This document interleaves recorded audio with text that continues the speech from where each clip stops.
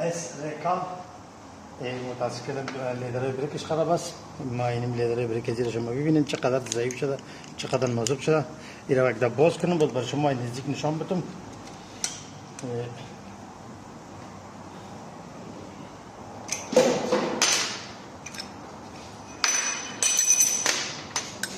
شما ببینید که حتی با آین رسیده. یک لیدرش و این لیدر دومش، لیدر بیخی وزش خراب. ما اول این یک پاککاری میکنیم.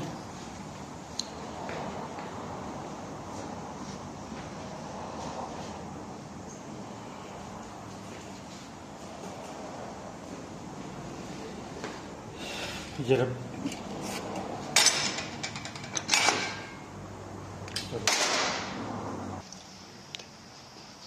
بسیار ببخشید که ویدیو ما یک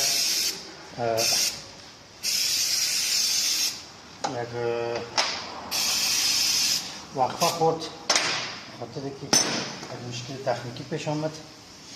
اما امروزی را پاککاری کردیم. باید پاککاری ببینید شما اومد دوباره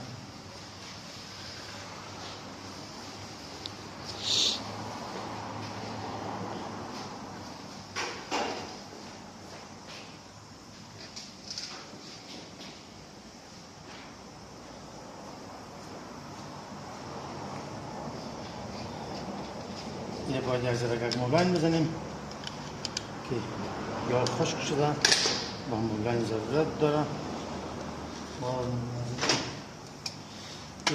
شما باید پشت سر بزنید، باید پشت سر بره و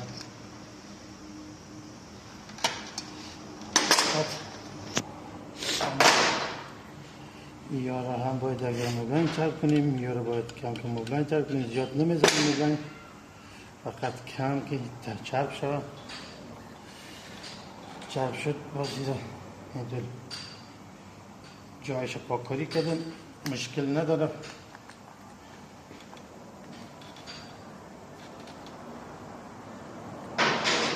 شما ببینید بسیار راحت است، بازی میکنه، هیچ مشکل نیست دیگه. و ما هیاینش هم باید جا بزنیم. آمدیم سر بالا لیدر بریک. این یک لیدر و این هم لیدر دوم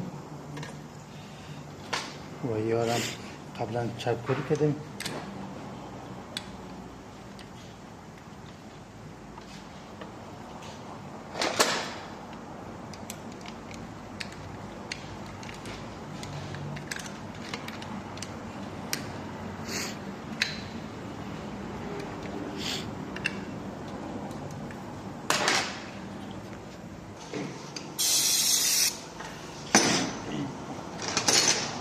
بولتا را اینجا جای میزنیم، میبندیمش،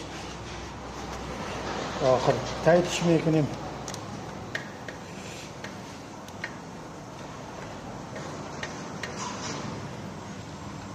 شما ببینین لیدرهای ما جای خورد، کدام مشکل نداره. فقط یک آمون بالا تسفری رک پاکش میکنین. دوباره میاریم اینجا سر جاش.